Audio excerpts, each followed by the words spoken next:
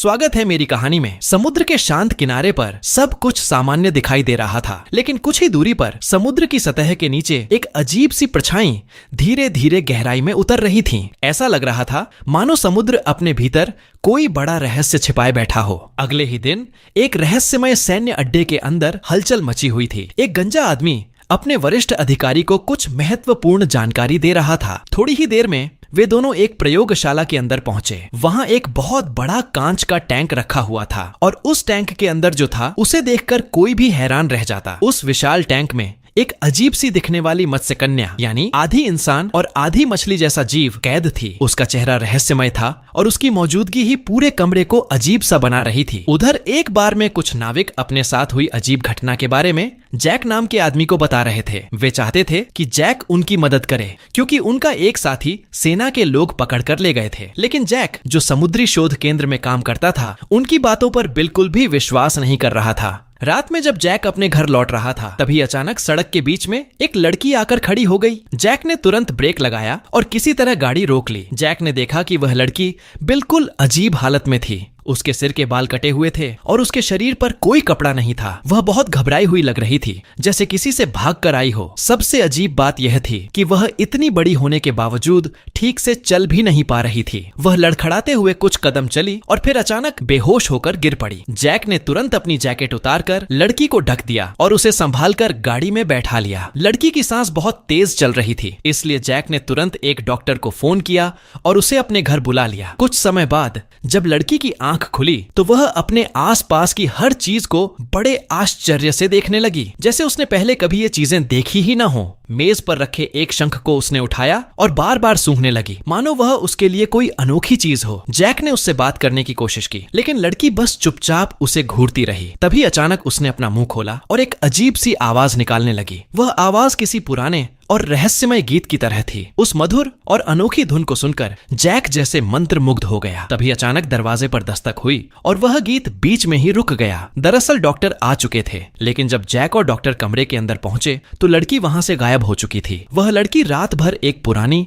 और टूटी हुई नाव में छिपकर सोती रही। जब सुबह उसकी आंख खुली तो वह अपने पैरों को देखकर खुद ही हैरान हो रही थी, जैसे उसने उन्हें पहली बार देखा हो। तभी पास से एक चूहा कूद कर आया। लड़की ने फुर्ती से उसे पकड़ लिया और आराम से खा गई, जैसे उसे बहुत भूख लगी हो। इसके बाद वह शहर की सड़कों पर इधर उधर घूमने लगी। वह बार बार चारों तरफ देख रही थी, मानो किसी खास चीज या किसी अपने को ढूंढ रही हो। चलते चलते वह एक समुद्री प्राचीन वस्तुओं की दुकान के सामने रुक गई। दुकान का बूढ़ा मालिक उसे ध्यान से देखने लगा। धीरे धीरे उसके चेहरे का भाव बदल गया। पहले वह हैरान हुआ, फिर उसके चेहरे पर डर साफ दिखाई देने लगा। उसी समय वहां से गुजरते हुए जैक की नजर भी उस लड़की पर पड़ी, लेकिन जब तक वह सड़क पार करके उस जगह पहुंचा, लड़की अचानक फिर से गायब हो चुकी थी। जैक ने बूढ़े आदमी से उस लड़की के बारे में पूछा, लेकिन बूढ़े ने एक शब्द भी नहीं कहा और घबराकर जल्दी से अपनी दुकान के अंदर चला गया। उधर वह लड़की समुद्र के किनारे बने एक बंदरगाह पर पहुंच चुकी थी। वहां उसे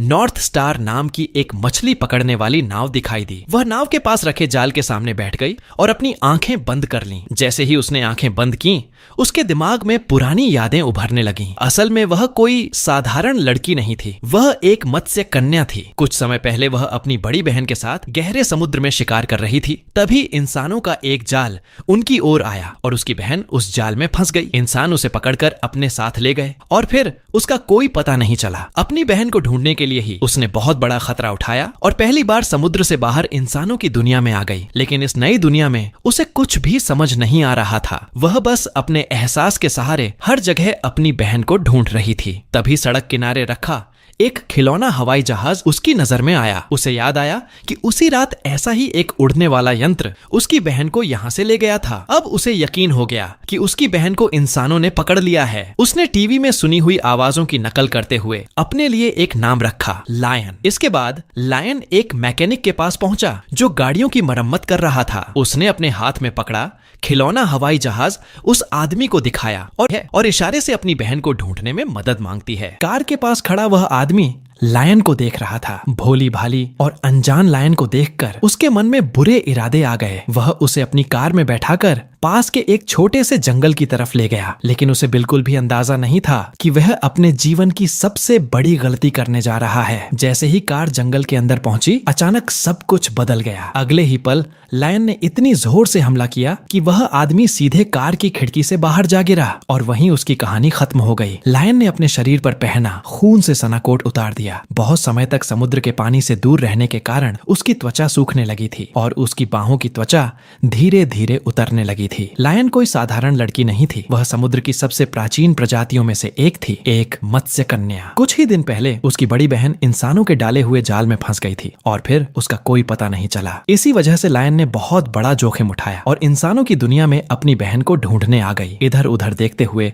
लायन की नजर दूर एक घर पर बने एक चिन्ह पर पड़ी। वह चिन्ह बिल्कुल वैसा ही था जैसा उसकी कपड़ों पर बना हुआ था। यह देखकर वह सीधे उसी घर की ओर चल पड़ी। घर के अंदर पहुंचकर उसने मेज पर रखा मछली से बना पेय देखा। बिना सोचे समझे उसने पूरा गिलास एक ही सांस में पी लिया। पेट भरने के बाद लायन दरवाजे की ओर बढ़ी। तभी वहां पास में प्रदर्शन कर रहा एक समुद्री सील अचानक जोर जोर से चिल्लाने लगा, जैसे उसने अपने सबसे बड़े दुश्मन को देख लिया हो। उसी समय जैक भी अपने कार्यस्थल पर वापस लौट रहा था। जैसे ही उसकी नजर लायन पर पड़ी, लायन घबराकर जल्दी से अंदर की तरफ भागी और उसे गुस्से और डर से देखने लगी। जैक धीरे धीरे उसके पास आया और शांत आवाज में उसे भरोसा दिलाने की कोशिश करने लगा कि वह उसका दुश्मन नहीं है। कुछ देर बाद लायन थोड़ा शांत हो गई। तब जैक ने उसे बताया कि जिस रात वे पहली बार मिले थे, उस रात लायन ने जो रहस्यमयी गीत गाया था, वह आज भी उसके दिमाग में गूंज रहा है। वह आवाज इतनी पुरानी और रहस्यमयी थी कि जैक उसे भूल ही नहीं पा रहा था। लायन को कमजोर देखकर जैक ने उसकी बाह को ध्यान से देखा। उसने कहा कि वह डॉक्टर को बुलाकर उसका इलाज कराएगा, लेकिन काफी देर तक डॉक्टर नहीं आया। इधर लायन की हालत और खराब होती जा रही थी। लंबे समय तक समुद्र से दूर रहने की वजह से उसकी त्वचा सूख कर झड़ने लगी थी। कमजोरी से परेशान लायन ने खिड़की के बाहर समुद्र को देखा। वह धीरे धीरे रेंगते हुए बाहर की ओर बढ़ी। अपनी बची हुई आखिरी ताकत से वह किसी तरह पानी तक पहुंची और फिर सीधे समुद्र में कूद गई। जैसे ही समुद्र का पानी उसके शरीर को छुआ, उसके अंदर एक दर्दनाक परिवर्तन शुरू हो गया। उसके हाथों की उंगलियां धीरे धीरे नुकीले पंखों जैसी बनने लगीं। उसकी पीठ से एक बड़ा पंख निकल आया और उसकी दोनों टांगें आपस में जुड़कर एक लंबी मछली की पूंछ में बदल गईं। कुछ ही क्षणों में लायन फिर से अपनी असली शक्ल में बदल चुकी थी। वह अब पूरी तरह एक मत्स्य कन्या बन चुकी थी। उधर जैक ने निगरानी कैमरे में कुछ अजीब देखा। उसे लगा कि लायन पानी में गिर गई है। वह तुरंत टॉर्च लेकर समुद्र में कूद पड़ा। लेकिन अब लायन पहले जैसी नहीं रही थी। मत्स्य कन्या बनते ही उसका स्वभाव बहुत आक्रामक और खतरनाक हो गया था। जैक अभी कुछ समझ ही नहीं पाया था कि अचानक लायन ने उस पर हमला कर दिया। वह तेजी से तैरते हुए जैक से टकराई और उसे पकड़कर नीचे खींचने लगी। लड़ाई के दौरान तो वह लगभग जैक की गर्दन ही काटने वाली थी। किसी तरह जैक ने पूरी ताकत लगाकर खुद को छुड़ाया और तेजी से पानी की सतह की ओर तैरने लगा। लेकिन लायन उसका पीछा करते हुए फिर उसके पास पहुंच गई और उसे वापस नीचे खींचने लगी। घबराहट में जैक ने किनारे पर पड़ी मछली पकड़ने वाली एक लोहे की फावड़ी उठा ली और घबराते हुए उसे लायन की तरफ घुमा दिया। इससे लायन थोड़ी देर के लिए पीछे हट गई। मौका मिलते ही जैक जल्दी से पानी से बाहर निकल आया। उधर लायन गुस्से में समुद्र की गहराइयों की ओर तैरती हुई चली गई। डरा हुआ जैक तुरंत बूढ़ी महिला हेलेन की प्राचीन वस्तुओं की दुकान पर पहुंचा। उसने हेलेन को पूरी घटना बता दी। जब जैक छोटा था तब हेलेन अक्सर उसे मत्स्य कन्याओं की कहानियां सुनाया करती थी। इसलिए जैक को यकीन था कि हेलेन इस रहस्य के बारे में जरूर कुछ जानती होगी। जैक की बात सुनकर हेलेन ने आखिरकार सच बता दिया। उसने कहा कि इस शहर का इतिहास जैक की कल्पना से भी ज्यादा खतरनाक और खून खराबे से भरा हुआ है। कई सौ साल पहले जैक के पूर्वजों ने गहरे समुद्र में मत्स्य कन्याओं को देखा था। उस समय मत्स्य कन्याएं बहुत शांत और डरपोक स्वभाव की होती थीं, लेकिन जैक के पूर्वजों का मन लालच से भर गया। उन्होंने मत्स्य कन्याओं का शिकार करना अपनी शान समझ लिया। वे बार बार जहाज लेकर समुद्र में जाते और बड़ी बेरहमी से मत्स्य कन्याओं का शिकार करते। इस वजह से उनकी जाति लगभग खत्म हो गई। जो कुछ मत्स्य कन्याएं बच गईं, वे धीरे धीरे बेहद खतरनाक और खूनी स्वभाव की बन गईं। हेलेन की बातें सुनकर जैक हैरान रह गया। वह अपनी कार में बैठा और मत्स्य कन्याओं की कहानियों वाली किताब देखने लगा। किताब में बने चित्रों में मछुआरे मत्स्य कन्याओं का शिकार करते दिखाई दे रहे थे। यह देखकर जैक को अपने पूर्वजों पर शर्म महसूस हुई। अगले दिन जैक नॉर्थ स्टार नाम के मछली पकड़ने वाले जहाज पर चढ़ गया। पहले जब नाविकों ने उसे बताया था कि उन पर मत्स्य कन्याओं ने हमला किया था, तब जैक ने उनकी बातों पर विश्वास नहीं किया था। लेकिन अब सब कुछ अपनी आंखों से देखने के बाद उसे सच्चाई समझ आ चुकी थी। जैक को डर था कि कहीं लायन को कोई नुकसान न पहुंचा दे, इसलिए वह भी उनके साथ समुद्र में निकल पड़ा। लंबी यात्रा के बाद जहाज एक अनजान समुद्री इलाके में पहुंचा। अचानक जहाज के रडार पर कुछ बहुत तेज गति से चलता हुआ दिखाई दिया। यह देखकर कप्तान तुरंत मछली मारने वाला भाला उठाकर जहाज के डेक पर आ गया। समुद्र की सतह पर अचानक तेज लहरें उठने लगीं और कप्तान ने अपना भाला सीधे समुद्र की ओर तान दिया। जैक को डर था कि कहीं रायन को चोट न लग जाए, इसलिए उसने तुरंत हाथ बढ़ाकर कप्तान की मछली मारने वाली बंदूक को दूसरी तरफ धकेल दिया। लेकिन जैक को यह नहीं पता था कि उस समय रायन समुद्र की सतह पर था ही नहीं। कप्तान जैक को डांट ही रहा था कि तभी समुद्र से एक अजीब और रहस्यमयी आवाज सुनाई देने लगी। जैक को लगा कि शायद रायन घायल हो गया है। यह सोचकर वह तुरंत अपने कपड़े उतारता है और सीधे समुद्र में कूद जाता है, लेकिन पानी के अंदर उसे रायन कहीं भी दिखाई नहीं देता। उसी समय जैक की नजर जहाज के पंखे के पास चमकती हुई एक चीज पर पड़ती है। वह उसे पकड़कर बाहर खींच लेता है। अजन उस उपकरण को देखकर बताता है कि इससे जो आवाज निकल रही है वह बिल्कुल वैसी ही है जैसी कुछ दिन पहले पकड़ी गई जलपरी से रिकॉर्ड की गई थी। बाद में सेना उस जलपरी को अपने साथ ले गई थी और उसी के बाद जहाज के नीचे यह अजीब सा उपकरण मिला। ऐसा लगता था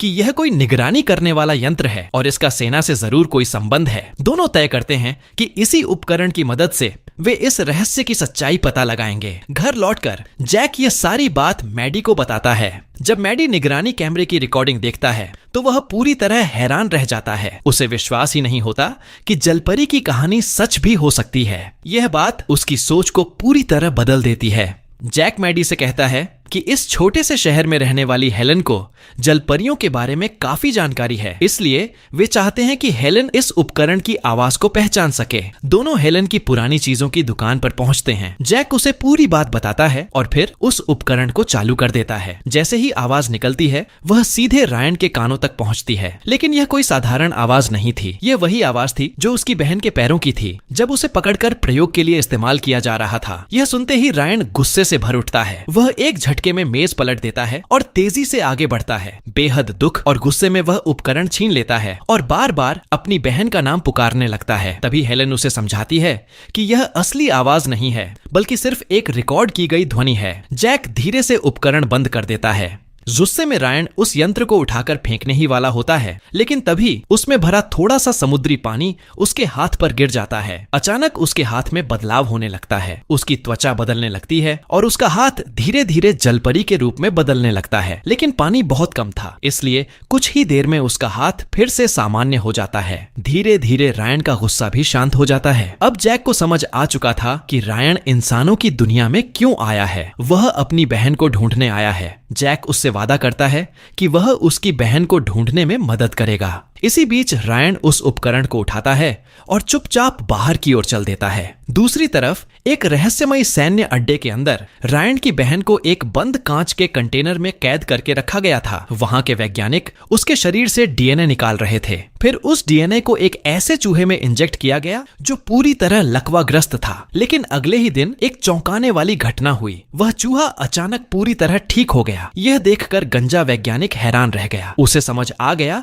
कि इस जीव के डीएनए में बहुत बड़ी ताकत छिपी है। अगर इस तकनीक का इस्तेमाल सेना में किया जाए तो यह दुनिया की सबसे खतरनाक शक्ति बन सकती है। इसी अड्डे के पास वाले मेडिकल कमरे में एक नाविक क्रिस भी घायल हालत में पड़ा था। कुछ दिन पहले उसे जलपरी ने हमला करके घायल कर दिया था। उसके बाद सेना उसे और जलपरी दोनों को इस गुप्त अड्डे पर ले आई थी। मौका मिलते ही क्रिस एक नर्स का फोन उठा लेता है और अपने दोस्त अजान को मदद के लिए संदेश भेज देता है। संदेश मिलते ही अजान तुरंत अपने साथी के कमरे में घुस जाता है और उसे सारी बात बताता है। पहले तो उसका साथी मजाक करता है, लेकिन जैसे ही वह संदेश पढ़ता है उसे भी समझ आ जाता है कि मामला बहुत गंभीर है। अजान तुरंत फोन मिलाता है, लेकिन तब तक वह फोन बंद हो चुका होता है। दोनों उस नंबर के आधार पर फोन के मालिक का पता ढूंढ लेते हैं और तुरंत वहां जाने के लिए निकल पड़ते हैं। उधर दूसरी तरफ रायन का जैक द्वारा परीक्षण किया जा रहा होता है। जांच में पता चलता है कि रायन की बुद्धि इंसानों से भी अलग है। उसका शरीर देखने में दुबला पतला है, लेकिन उसका वजन 196 टन है। उसका दिल इंसानों से 5 गुना तेज धड़कता है। यहाँ तक कि उसकी प्रतिक्रिया भी इंसानों से कहीं ज्यादा तेज है। फिर भी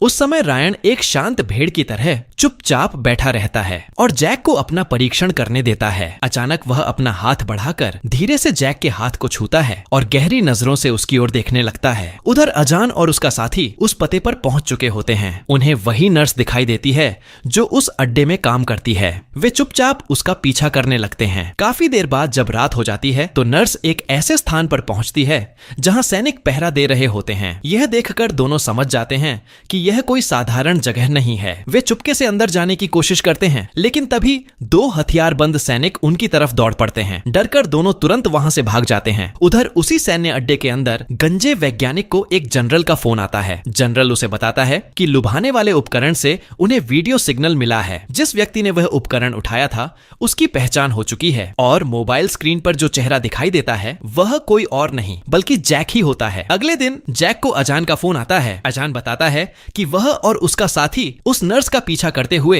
एक सैन्य अड्डे तक पहुंच गए थे, लेकिन वहां सैनिकों ने उन्हें देख लिया और दोनों को भगा दिया। अब वे दोनों नर्स के घर के पास छिपकर नजर रख रहे हैं। जैक ये बात रायन को बताता है और कहता है कि बहुत संभव है कि उसकी बहन और क्रिस दोनों को एक ही जगह कैद करके रखा गया है। ये सुनते ही रायन बेचैन हो जाता है और तुरंत अपनी बहन को ढूंढने जाना चाहता है, लेकिन समस्या यह थी कि रायन कई दिनों से समुद्र के पानी से दूर था। उसकी त्वचा सूखने लगी थी और शरीर की हालत भी खराब होती जा रही थी। जैक बहुत समझाता है, तब जाकर रायन मुश्किल से रुकने के लिए तैयार होता है, लेकिन रायन को अकेला छोड़ना भी खतरनाक था, इसलिए वे उसे हेलन के घर ले जाने का फैसला करते हैं। मैडी हेलन से पूछता है कि रायन इस हालत में कितने समय तक जीवित रह सकता है। हेलन बताती है कि हर बार जब जल परी इंसान का रूप लेकर जमीन पर आती है तो वह पहले से ज्यादा देर तक पानी के बिना रह सकती है। रायन की हिम्मत देखकर जैक और मैडी थोड़े निश्चिंत होकर वहां से निकल जाते हैं। हेलन रायन को कमरे में ले जाती है और एक रहस्यमयी तरल दवा उसकी त्वचा पर लगाती है। वह बताती है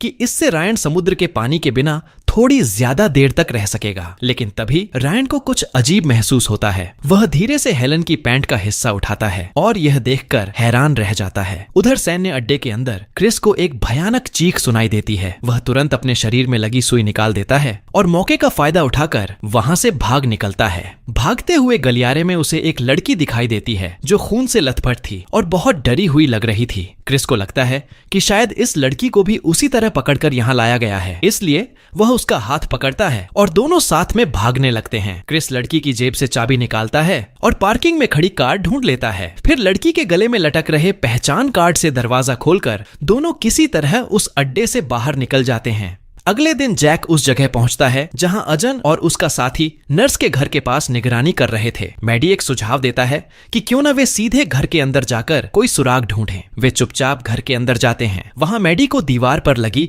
एक तस्वीर दिखाई देती है जिसमें नर्स सेना की वर्दी में होती है। अब उन्हें समझ आता है कि वह कोई साधारण नर्स नहीं बल्कि सैन्य डॉक्टर है। जैक को यकीन हो जाता है कि सेना जरूर कोई गुप्त प्रयोग कर रही है। उसी समय बाहर एक कार आकर रुकती है। वे सभी जल्दी से छिप जाते हैं। घर के अंदर 2 लोग आते हैं और वे भी किसी चीज को ढूंढने लगते हैं। जैक समझ जाता है कि नर्स के साथ जरूर कुछ हुआ है, इसलिए वह अब कभी यहाँ वापस नहीं आएगी। जैक कहता है कि अब उन्हें सीधे उस सैन्य अड्डे पर जाकर सच्चाई पता करनी होगी। उधर उसी अड्डे पर वैज्ञानिक जब वापस लौटता है तो उसे गलियारे में एक अजीब सी मछली की पूंछ दिखाई देती है। वह जैसे ही उसे उठाता है वह पूंछ तुरंत राख बनकर बिखर जाती है। यह देखकर वैज्ञानिक को समझ आ जाता है कि कुछ बहुत गलत हो चुका है। वह जल्दी से प्रयोगशाला की तरफ दौड़ता है, लेकिन अंदर का दृश्य देखकर उसके होश उड़ जाते हैं। पूरा कमरा लाशों से भरा हुआ था। उसका सबसे भरोसेमंद सहायक भी मछली घर के अंदर मरा पड़ा था। घबराकर वैज्ञानिक तुरंत निगरानी कैमरे की रिकॉर्डिंग देखने लगता है और तभी उसे पूरी सच्चाई पता चलती है। वीडियो में दिखाई देता है कि कैद की गई जलपरी अचानक खड़ी हो जाती है।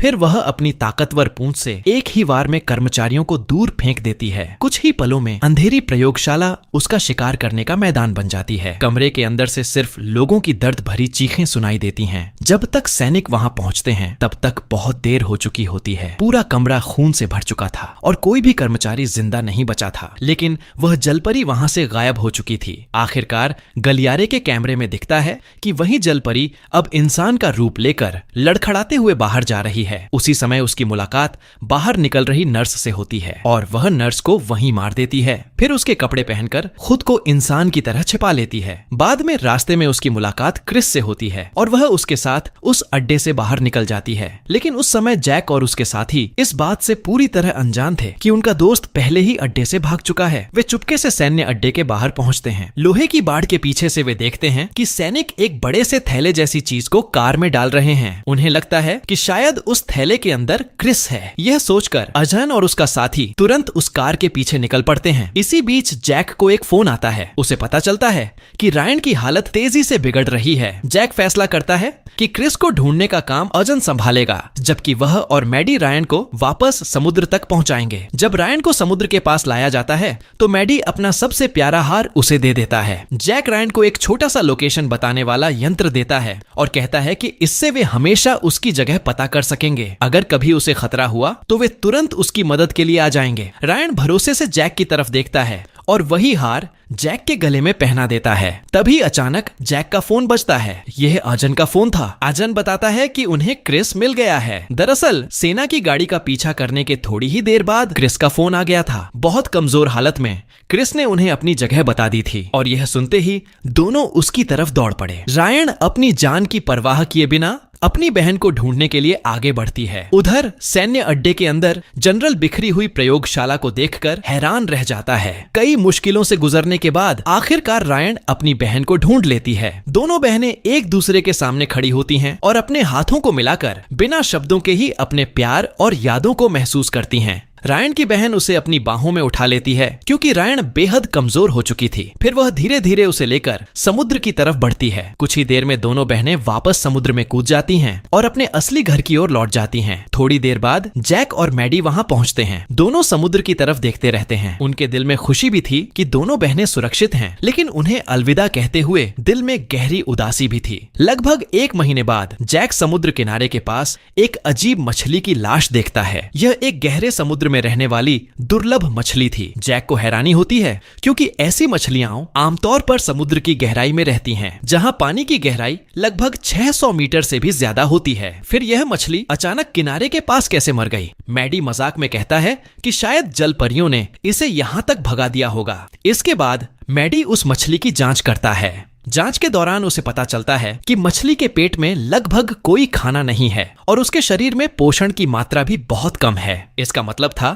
कि वह मछली भूख से मर गई थी। यह सुनकर जैक को मामला थोड़ा अजीब लगता है। तभी अचानक ट्रैकर मशीन बीप करने लगती है। दोनों देखते हैं कि रायन का लोकेशन सिग्नल समुद्र से निकलकर जमीन की तरफ आ रहा है। जैक तुरंत समझ जाता है कि शायद रायन किसी मुसीबत में है। दोनों जल्दी जल्दी समुद्र किनारे पहुंचते हैं। वहां मैडी को एक मछली की पूंछ दिखाई देती है। जैसे ही वह उसे छूता है, वह पूंछ तुरंत राख बनकर बिखर जाती है। जैक को भी पास में एक और मछली की पूंछ मिलती है। उसी समय ट्रैकर दिखाता है कि रायन अब समुद्र छोड़कर जंगल की तरफ जा चुकी है। मैडी वहीं रुककर उस राख का नमूना इकट्ठा करने लगता है, जबकि जैक ट्रैकर लेकर रायन की तलाश में जंगल की तरफ दौड़ पड़ता है। रात का समय था। जंगल के अंदर रायन सावधानी से आगे बढ़ रही थी। उसकी बहन भी चुपचाप उसके पीछे पीछे चल रही थी। दोनों एक मैदान के पास पहुंचती हैं। रायन वहां पड़े कपड़े उठाकर पहन लेती है, लेकिन उसकी बहन अभी भी इंसानों से बहुत नफरत करती थी क्योंकि उसे पहले इंसानों ने बहुत दर्द दिया था। वह रायन के गले में पड़ा हुआ हार देखती है और गुस्से में उसे खींचकर दूर फेंक देती है। रायन अपनी बहन को समझाती है कि इस समय उनकी मदद केवल इंसान ही कर सकते हैं। फिर वह कपड़े अपनी बहन की तरफ फेंकती है और खुद तेजी से आगे बढ़ जाती है। उधर सैन्य अड्डे में वैज्ञानिकों ने इस बार एक नया और मजबूत स्मार्ट टैंक तैयार किया था। यह टैंक पहले से कहीं ज्यादा मजबूत था। बस एक बटन दबाते ही उसके अंदर मौजूद जीव पूरी तरह शांत हो सकता था। साथ ही सेना ने स्थानीय सरकार से यह भी अनुमति ले ली थी कि कुछ समय के लिए मछुआरों को बिना किसी रोक टोक के समुद्र में मछली पकड़ने दी जाए। उनका मकसद साफ था। वे चाहते थे कि समुद्र में खाने की कमी हो जाए और मजबूरी में जल परियां खुद बाहर आ जाए, और जब वे बाहर आएंगी तो उनका इंतजार करेंगे ये ठंडे लोहे के पिंजरे। इधर जैक और मैडी ट्रैकर के सहारे रायन को ढूंढते हुए उस जगह तक पहुंचते हैं, लेकिन वहां रायन नहीं मिलती। वापस लौटते समय मैडी फोन करके हेलन को बता देता है कि रायन फिर से जमीन पर आ गई है। जब दोनों रिसर्च सेंटर वापस पहुंचते हैं तो वे हैरान रह जाते हैं क्योंकि रायन पहले से ही वहां मौजूद थी। रायन उन्हें अपनी बहन से मिलवाती है। तभी हेलन भी वहां पहुंच जाती है और रायन से पूछती है कि वह फिर से जमीन पर क्यों आई है। रायन बताती है कि इंसानों द्वारा बहुत ज्यादा मछलियां पकड़ने की वजह से उनके समुद्र वाले इलाके में अब खाने की बहुत कमी हो गई है, इसलिए वे मजबूरी में जमीन पर खाना ढूंढने आई हैं। तभी उसकी बहन मेज पर रखी वही गहरे समुद्र वाली मछली देखती है। उसे लगता है कि जैक ने उनका खाना छीन लिया है और गुस्से में वह तुरंत जैक का गला पकड़ लेती है। रायन जल्दी से बीच में आती है और उसे रोकने की कोशिश करती है। देखते ही देखते दोनों बहनों के बीच लड़ाई शुरू हो जाती है। तभी जैक एक चमकदार फ्लेयर जलाता है। तेज रोशनी देखकर रायन की बहन डर जाती है और वहां से भाग जाती है। भूख से बेहाल वह सीधे एक मछली भंडार वाले गोदाम में घुस जाती है। वह एक कंटेनर का ढक्कन खोलती है और कच्ची मछलियां खाने लगती है। उसी समय एक कर्मचारी उसे देख लेता है। जैसे ही वह पीछे मुड़कर उसे देखती है, उसकी डरावनी आंखें देखकर आदमी डर के मारे भागने की कोशिश करता है, लेकिन रायन की बहन तुरंत उस पर झपट पड़ती है और उसका गला पकड़ लेती है। दोनों जमीन पर गिर पड़ते हैं। कर्मचारी तुरंत अलार्म बटन दबा देता है। तेज सायरन की आवाज सुनकर रायन की बहन घबरा जाती है और वहां से भाग जाती है।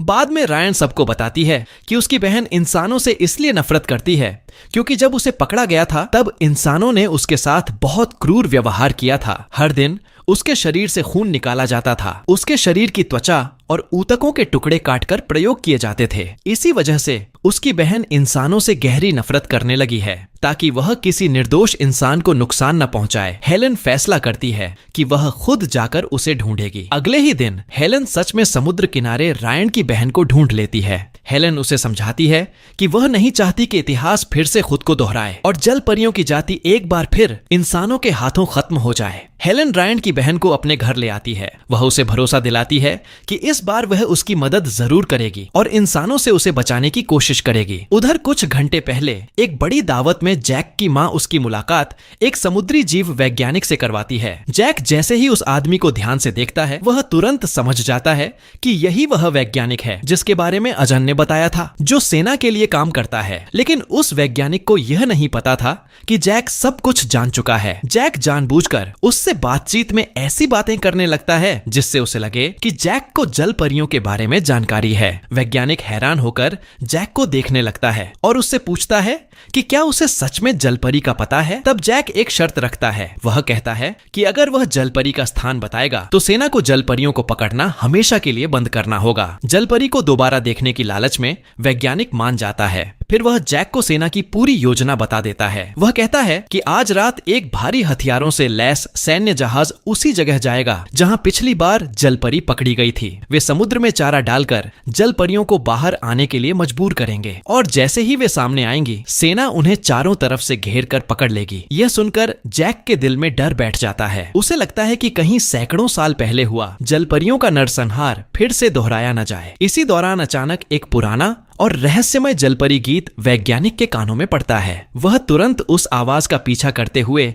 जंगल की तरफ बढ़ जाता है। उधर जैक भी उसी दिशा में भागता है। घने जंगल के अंदर एक बड़े पेड़ के नीचे रायन की बहन खड़ी होती है। असल में वह जानबूझकर गीत गाकर वैज्ञानिक को वहां बुलाती है। वैज्ञानिक उसके सामने पहुंचकर माफी मांगता है। वह कहता है कि जो कुछ भी हुआ उसमें उसका सीधा इरादा नहीं था। तभी अचानक रायन पीछे से आकर वैज्ञानिक को पकड़ लेती है। वह उसे हवा में उठाकर जोर से जमीन पर पटक देती है, फिर उसका गला दबाने लगती है। जैसे ही वैज्ञानिक की जान जाने वाली होती है, तभी जैक चिल्लाकर रायन से कहता है, अगर कोई सबको रोक सकता है तो वह यही आदमी है। रायन कुछ पल के लिए रुक जाती है और वैज्ञानिक को छोड़ देती है। वैज्ञानिक तुरंत सेना को फोन करता है और उन्हें रोकने की कोशिश करता है, लेकिन उधर से जवाब आता है कि ऑपरेशन शुरू हो चुका है। यह सुनकर रायन की बहन गुस्से में वैज्ञानिक को उठाकर पेड़ से दे मारती है। फिर दोनों बहनें तेजी से जंगल में गायब हो जाती हैं। रायन की बहन समुद्र किनारे पहुंचती है और बिना देर किए पानी में कूद जाती है। समुद्र के अंदर वह दोबारा अपने असली रूप में बदल जाती है और तेजी से गहरे समुद्र की तरफ तैरने लगती है। यह सब अजान दूर से देख लेता है। वह तुरंत जैक को फोन करके कहता है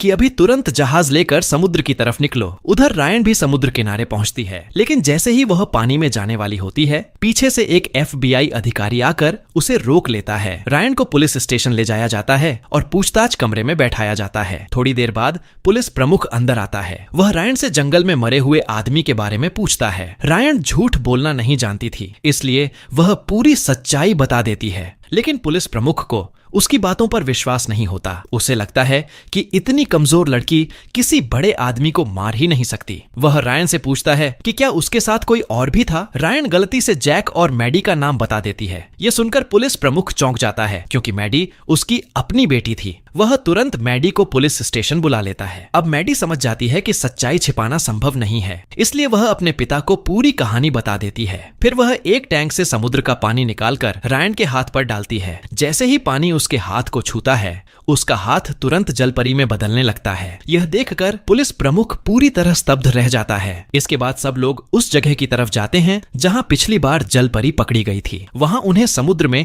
एक जहाज तैरता हुआ दिखाई देता है। सब लोग हथियार लेकर जहाज पर चढ़ जाते हैं, लेकिन जहाज के डेक पर कोई भी नहीं होता। उन्हें सिर्फ बंदूकें और खून के निशान दिखाई देते हैं। तभी अचानक समुद्र से एक लंबा भाला जहाज पर आकर गिरता है। फिर दूसरा भाला आता है और अचानक समुद्र से एक खतरनाक जीव छलांग लगाकर जहाज पर आ जाता है। वह एक नर जलपरी था। उसकी आंखों में भयानक गुस्सा था। वह धीरे धीरे जैक की तरफ बढ़ने लगता है। खतरे को देखकर अजन तुरंत गोली चलाता है ताकि उसे डराया जा सके। फिर दूसरी गोली चलाकर उसे जहाज के केबिन की तरफ भगा देता है। तभी अचानक डेक पर रायन की बहन दिखाई देती है। वह चुपचाप क्रिस को घूर रही होती है। क्रिस जैसे किसी जादू के असर में आ जाता है और अपना हथियार छोड़कर उसकी तरफ बढ़ने लगता है। तभी एक साथी समय रहते सिग्नल गन चला देता है। आवाज से क्रिस का होश वापस आता है और जैक उसे खींचकर पीछे ले आता है। अब रायन की बहन हाथ में भाला लिए गुस्से से उनकी तरफ बढ़ रही थी। तभी जैक जल्दी से जहाज का जाल छोड़ने वाला बटन दबा देता है। भारी मछली पकड़ने वाला जाल गिरकर उसे टकराता है और वह वापस समुद्र में गिर जाती है। इसके बाद अजन और जैक हथियार लेकर जहाज के केबिन में नर जलपरी को ढूंढने जाते हैं, लेकिन वहाँ उन्हें सिर्फ एक गिरी हुई जलपरी की पूंछ मिलती है। नर जलपरी कहीं गायब हो चुका था। उसी समय जहाज के कंट्रोल रूम में खड़े कप्तान को अचानक अपने पीछे किसी की मौजूदगी का एहसास होता है और उसकी रीढ़ में ठंडक दौड़ जाती है। अचानक पिता की दर्दनाक चीख सुनकर अजान घबरा जाता है और तुरंत दौड़कर वहां पहुंचता है। जब वह जहाज के डेक पर पहुंचता है तो सामने एक नर जलपरी दिखाई देती है। अजान बिना देर किए उस पर गोली चला देता है, लेकिन तब तक बहुत देर हो चुकी होती है। वह जलपरी समुद्र में भाग निकलती है और अजन बेबस होकर उसे जाता हुआ देखता रह जाता है। जब अजन अपने पिता के पास पहुंचता है तो वे बुरी तरह घायल पड़े होते हैं और उनकी सांसें बहुत कमजोर हो चुकी होती हैं। अजन अभी उनसे कुछ पूछ भी नहीं पाता। तभी उसके पिता हमेशा के लिए इस दुनिया को छोड़ देते हैं। उस पल अजान के दिल में गहरा गुस्सा भर जाता है। उसे लगता है कि इस पूरी साजिश के पीछे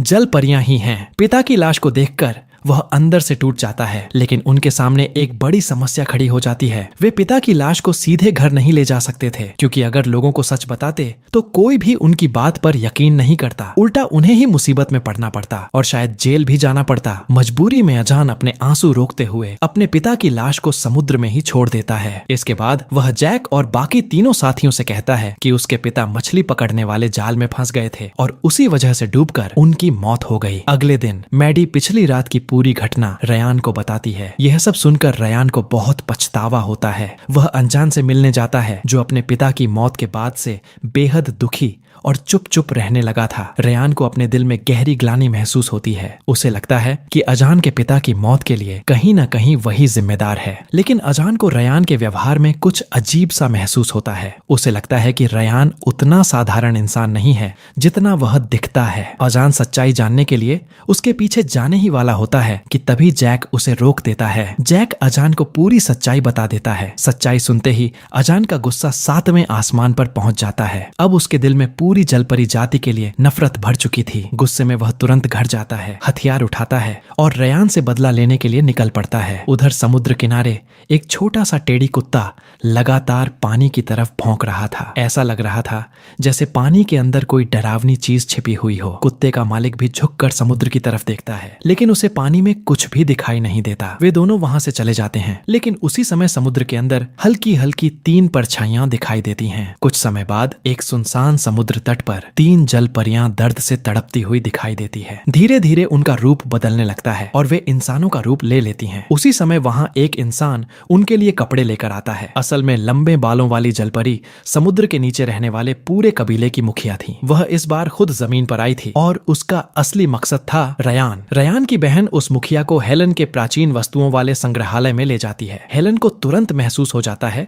कि कुछ गड़बड़ है। वह अचानक घबरा जाती है, लेकिन काफी देर तक कुछ जवाब नहीं दे पाती। तभी एक नर जल पुरुष गुस्से में हेलेन को पकड़कर दीवार से दबा देता है। मुखिया नहीं चाहती थी कि इंसानों के बीच कोई बड़ा हंगामा हो, इसलिए वह फिलहाल वहां से चली जाती है। डरी हुई हेलेन तुरंत जैक को इस बारे में खबर देती है। जब रयान को यह बात पता चलती है तो वह समझ जाता है कि अगर उसने कुछ नहीं किया तो निर्दोष इंसानों की जान खतरे में पड़ सकती है। इसलिए वह खुद जाकर मुखिया से मिलने का फैसला करता है। रयान को पता था कि उसकी बहन उसे कहाँ ढूंढेगी। जब वह समुद्री अनुसंधान केंद्र पहुंचता है तो सच में वहां मुखिया उसका इंतजार कर रही होती है। रयान जैसे ही उसे देखता है वह सम्मान से अपना सिर झुका लेता है। लेकिन हैरानी की बात यह थी कि मुखिया की आंखों में उसके लिए जबरदस्त गुस्सा और हत्या की नीयत दिखाई दे रही थी। रयान की बहन को तब जाकर सच्चाई समझ में आती है। मुखिया यहाँ रयान को वापस ले जाने नहीं आई थी, बल्कि उसे मारने आई थी। यह देखकर रयान की बहन बहादुरी से उसके सामने खड़ी हो जाती है। अब ऐसा लग रहा था कि किसी भी पल भयानक लड़ाई शुरू हो सकती है। तभी चालाक जैक एक बाल्टी समुद्र का पानी उठाकर सीधे रयान पर फेंक देता है। जैसे ही रयान के शरीर पर समुद्र का पानी पड़ता है उसे असहनीय दर्द होने लगता है, क्योंकि जल परियों के शरीर में जैसे ही समुद्र का पानी लगता है उनका असली रूप बदलने लगता है और यह बदलाव इतना दर्दनाक होता है जैसे दिल को चीर कर रख दे। जैक इस मौके का फायदा उठाता है और दोनों बहनों को लेकर तुरंत कार में बैठकर वहां से भाग जाता है। सुरक्षित जगह पहुंचने के बाद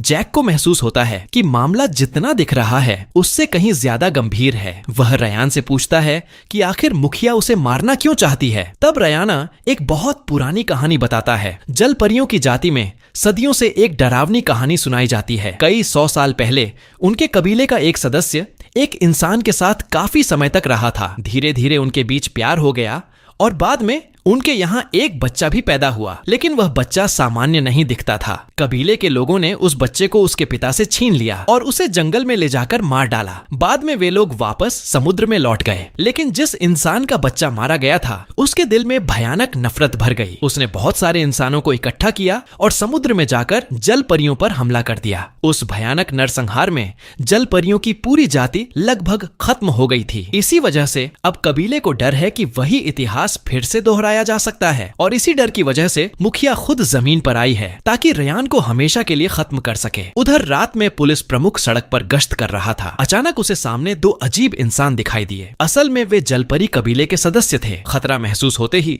पुलिस प्रमुख ने तुरंत मदद के लिए संदेश भेजा। तभी एक जलपरी अचानक उसकी पुलिस कार पर कूद पड़ी। मुखिया आगे बढ़ी और एक ही मुक्के में कार का शीशा तोड़ दिया। अब पुलिस प्रमुख को समझ आ गया कि मामला गंभीर है। उसने तुरंत अपनी बंदूक निकाली और उन पर गोली चला दी। गोली की आवाज से दोनों घबरा गए और भागने लगे। पुलिस प्रमुख तुरंत कार लेकर उनके पीछे दौड़ा। फिर अचानक उसने कार घुमाई और एक जलपरी को जोरदार टक्कर मार दी। वह जलपरी वहीं बेहोश होकर गिर गई। उधर मैडी वायरलेस पर बैठी जलपरियों की लोकेशन जैक को बता रही थी। एजन अभी भी अपने पिता की मौत से गुस्से में था। वह बदला लेने के लिए सीधे उसी जगह की तरफ निकल पड़ा, लेकिन रास्ते में अचानक वह बेहोश जलपरी जाग गई। वह पागलों की तरह कार को तोड़ने लगी, जिससे कार का संतुलन बिगड़ गया और वह सड़क किनारे खड़ी गाड़ियों से टकरा गई। जब पुलिस प्रमुख को होश आया तो वह जलपरी वहां से गायब हो चुकी थी। उधर लैन सड़क पर खड़ा होकर एक अजीब सी आवाज निकाल रहा था। उसकी आवाज सुनकर मुखिया उसकी तरफ आने लगी। इसी बीच जैक और उसके साथी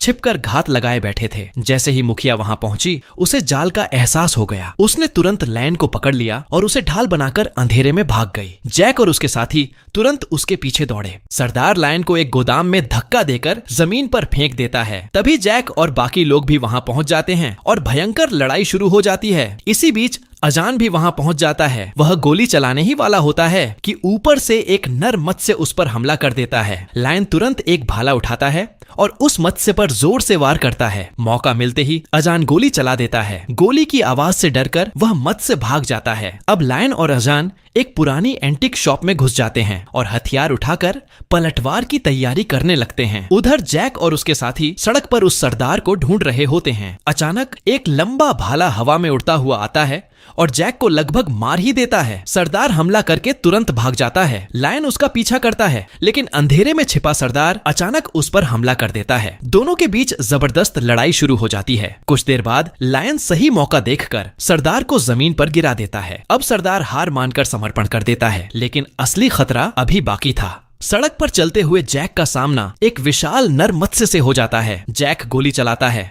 लेकिन उसकी बंदूक की गोलियां खत्म हो चुकी होती हैं। वह मत्स्य जैक को पकड़कर दूर फेंक देता है। अब बस कुछ ही सेकंड में जैक की मौत होने वाली होती है। तभी लायन वहां पहुंच जाता है और उसके साथ होता है हार चुका सरदार। जैसे ही नरमत्स्य लायन को देखता है, वह धीरे धीरे उसके सामने घुटनों पर बैठ जाता है। तभी अचानक अजान बंदूक लेकर पहुंचता है। वह अपने पिता की मौत का बदला लेना चाहता है। जैक उसे रोकने की कोशिश करता है, लेकिन तभी गोली चल जाती है और वह गोली लायन की बहन को लग जाती है। कुछ ही देर में उसकी मौत हो जाती है। अगले दिन हेलेन सबको एक रहस्यमयी द्वीप पर ले जाती है। वह कहती है कि यह जगह लायन की बहन के लिए सबसे सही जगह होगी। तभी एक बड़ा रहस्य सामने आता है। कहानी के अनुसार बहुत समय पहले एक मत्स्य और इंसान के बीच जन्मा बच्चा मरा नहीं था। उसे एक डॉक्टर ने पाल लिया था और वही बच्चा असल में हेलेन का पूर्वज था। यानी इस द्वीप पर दफन सभी लोग मत्स्यों के वंशज हैं। आखिर में लायन अपनी बहन को यहीं दफन कर देता है। वह अंदर से टूट चुका होता है। उसे लगता है कि यह सब कुछ उसकी वजह से हुआ है, इसलिए वह फैसला करता है कि वह सबको छोड़कर दूर चला जाएगा ताकि उसके कारण किसी और की जान न जाए। लेकिन सवाल अभी भी बाकी है, क्या लायन के जाने से सच में इंसानों और मत्स्यों के बीच शांति आ पाएगी? और इसी सवाल के साथ कहानी खत्म हो जाती है।